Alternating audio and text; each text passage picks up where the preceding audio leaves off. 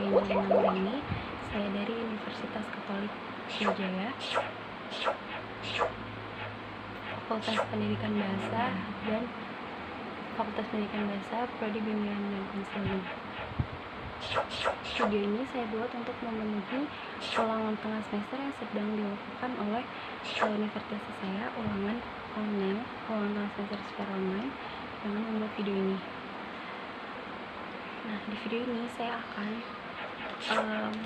melakukan UTS mata kuliah pendekatan teori dan pendekatan konseling dengan materi yang saya pilih itu pendekatan psikoanalisis.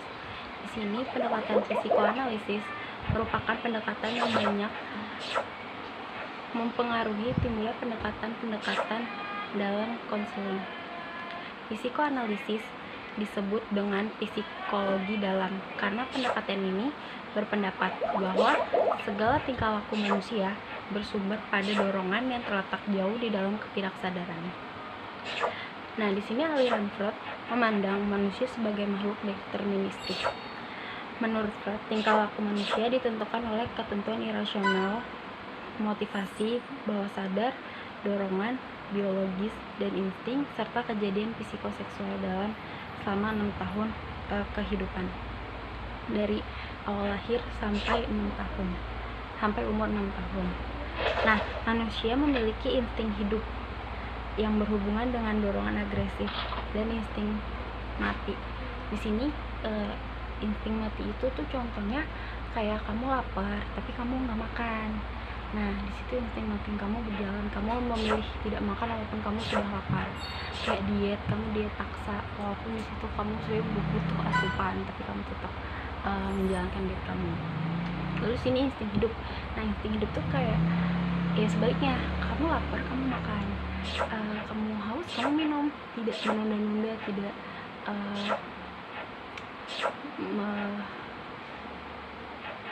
menunda apa yang harusnya kamu lakukan itu. Terus selanjutnya di sini filosofinya lagi, manusia memiliki gambaran jiwa yang dianalogikan seperti gunung es, yaitu kesadaran.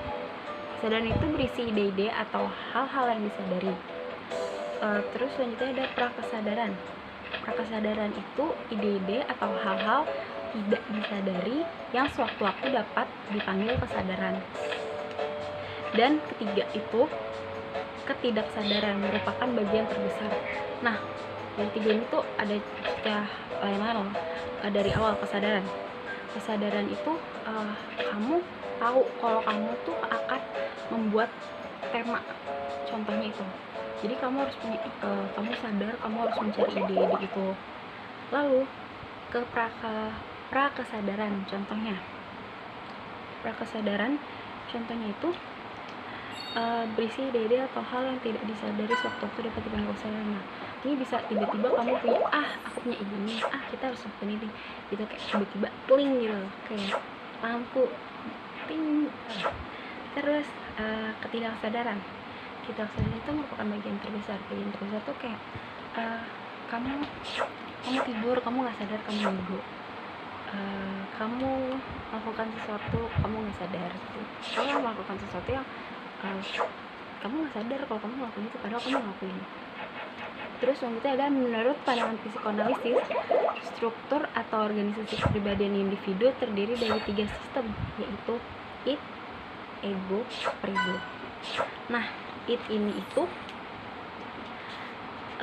sistem dasar kepribadian yang merupakan sumber daripada segala dorongan insting, khususnya seks dan agresi. Itu paksaan dorongan pribadi kamu. Terus yang kedua itu ada ego. Ego itu realita yang harus kamu lakukan dan kamu sadari, itu baik dan buruk. Apa yang harus kamu lakukan dan tidak yang harus kamu lakukan itu kamu harus tahu. Terus yang ketiga itu prinsipnya superego. Superego itu moralitas itu dari diri kamu sendiri. Nah, ketiga ini itu ada contoh kehidupan. Kan kalau itu Itu tuh mendesak. Kayak contoh, kamu ingin pergi ke suatu tempat klub malam, dimana orang tua kamu tidak menyukainya, keluarga kamu tidak menyukainya tempat seperti itu, dan kamu mau. Nah, kamu didesak oleh itu. Kamu didesak oleh, ayo kamu datang aja, itu video-video teman kamu asli kalau kamu datang itu diajak juga sama teman kamu. Nah, terus di sisi lain ada ego kamu mengatur datang atau tidak. Terus kamu berpikir lagi sekali lagi, kamu melakukannya akan mendapat kesenangan cuma semata, tapi jika kamu tidak melakukannya, kamu akan membuat orang tuamu senang dan memberi kepercayaan kamu lebih suatu saat nanti. Nah, jadi super ego itu hasil dari it dan ego.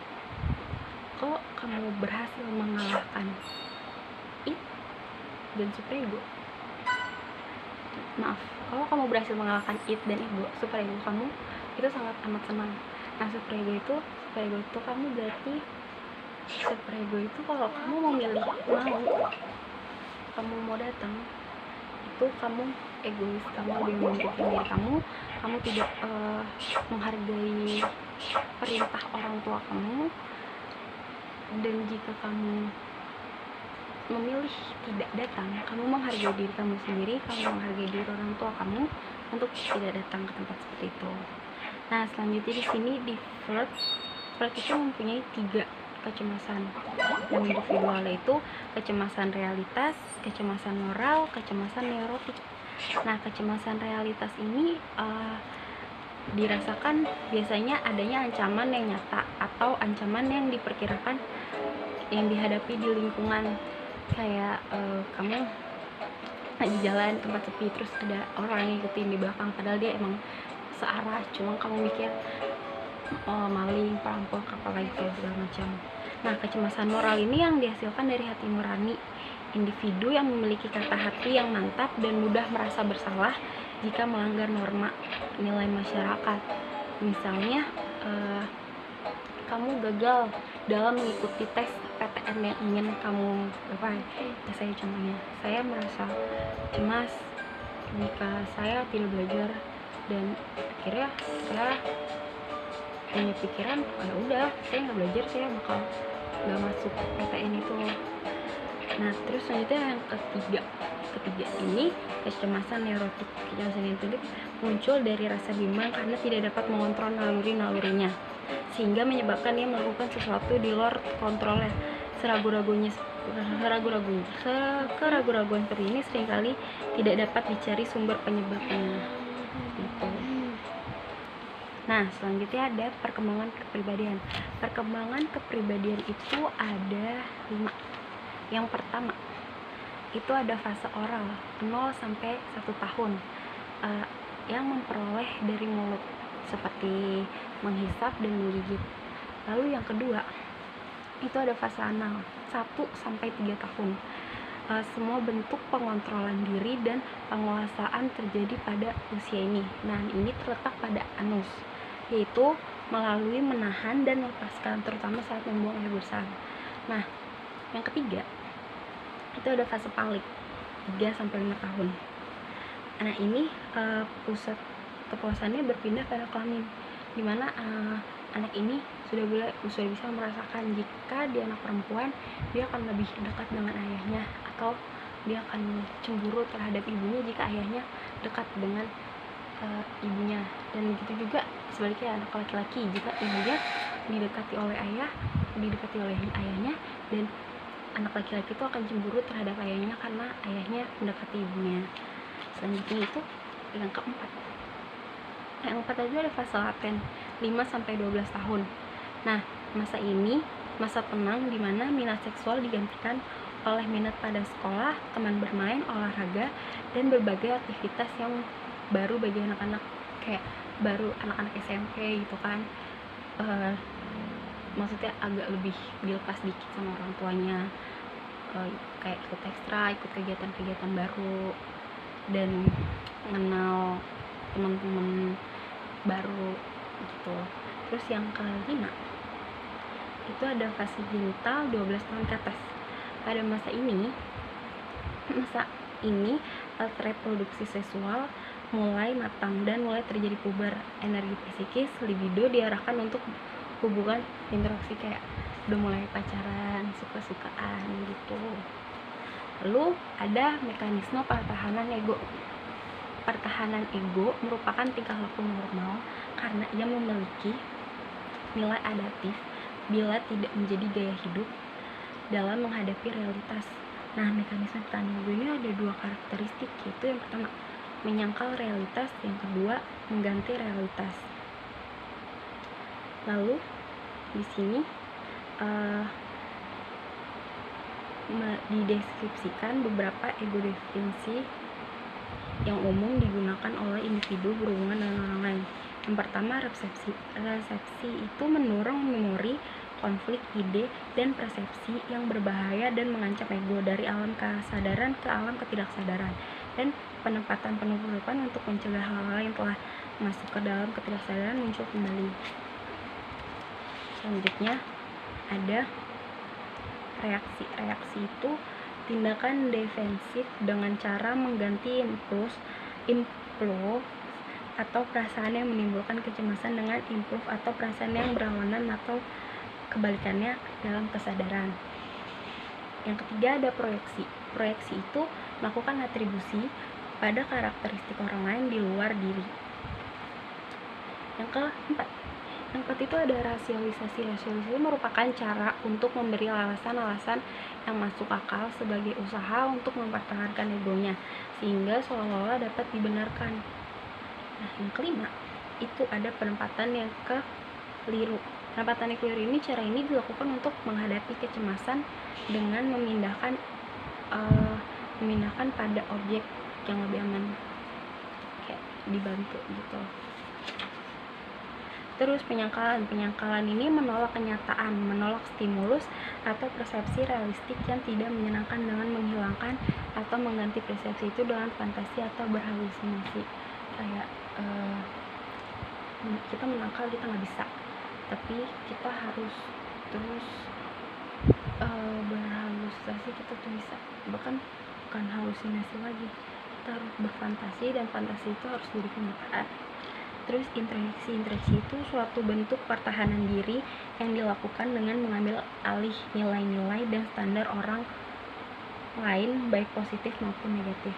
Yang terakhir ada identifikasi, merupakan cara mereduksi ketegangan dengan meniru atau melakukan imitasi atau mengidentifikasi diri dengan orang yang dianggap berhasil memuaskan hasratnya dibanding dirinya. Itu semua yang tadi adalah filosofi dari psikoanalisis Sigmund Freud ini. Lalu selanjutnya ada patologi. Patologinya itu lebih patologi yang utama ya. Patologi itu konselor membuat kesadaran hal-hal yang disadari konseli. Kayak konseli tuh kita dibuat sadar sama konseli, lebih sadar lagi. Yang tadinya kita sadar tapi nggak terlalu sadar, tapi lebih disadarin lagi. Kayak kita dulu kita punya trauma, tapi trauma itu karena apa, terus disadarin lagi. Terus itu patologi. Tujuan konseling yang utama itu konselor membuat kesadaran hal-hal yang tidak disadari konseli. Hal-hal yang terdapat di level ketidaksadaran dibawa ke level kesadaran.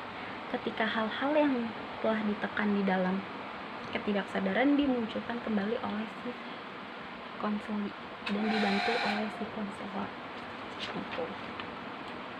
Itu tadi semua tujuan.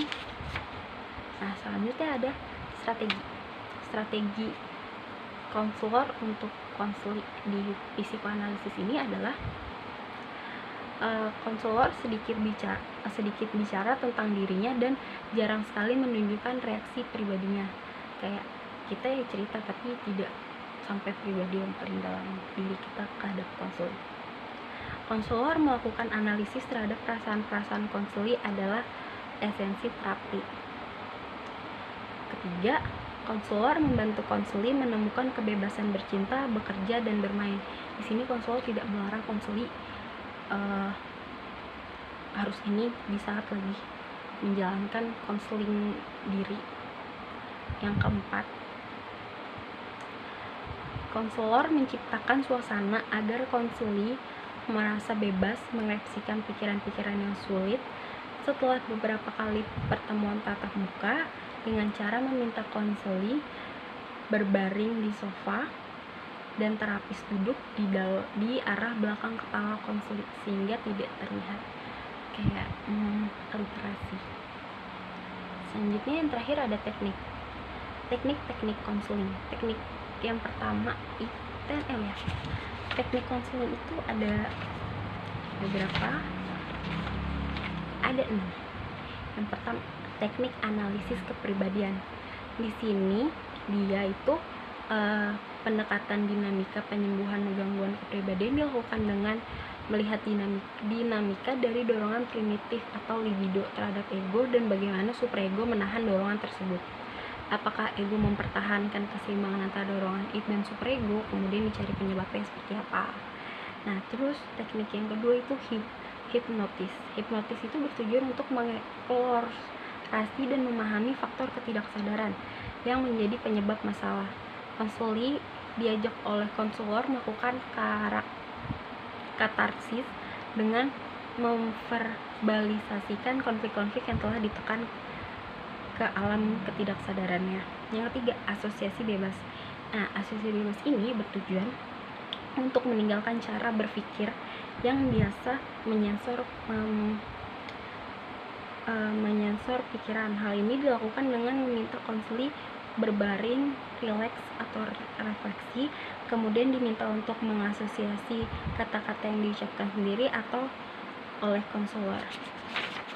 Yang keempat, itu analisis resistansi. Ini bertujuan melakukan analisis terhadap sikap resistansi konseli. Resistansi dapat berbentuk tingkah laku yang tidak memiliki komitmen pada pertemuan konseli, tidak menepati janji, menolak mengingat mimpi, menghalangi pikiran saat asumsi bebas, dan bentuk-bentuk lainnya.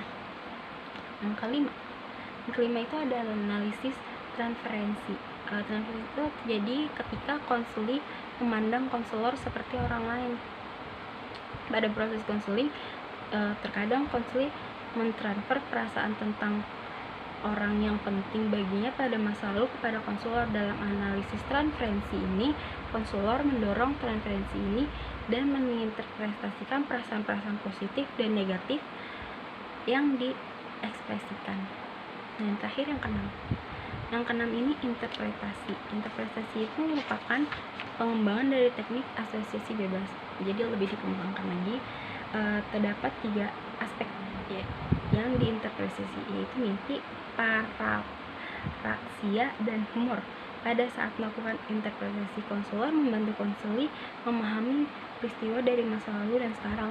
Interpretasi menyangkut penjelasan dan analisis dari berbagai pikiran, perasaan, dan tindakan konseli.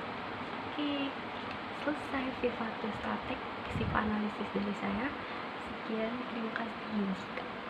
Memang banyak sekali kekurangannya, mohon dimaafkan dan diberi nilai yang bagus para sel.